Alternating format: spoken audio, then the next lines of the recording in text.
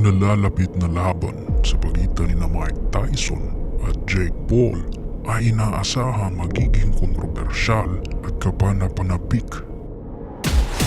Si Tyson, isang boxing legend na may record na 50 at 6 na talo lamang at kilala sa lakas ng suntok, ay bumabalik sa ring matapos ang halos 2 dekada.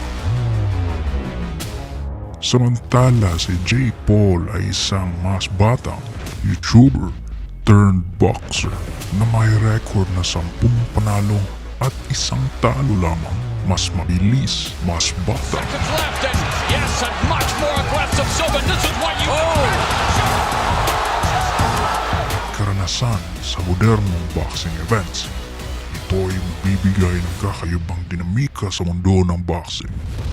Kaya abangan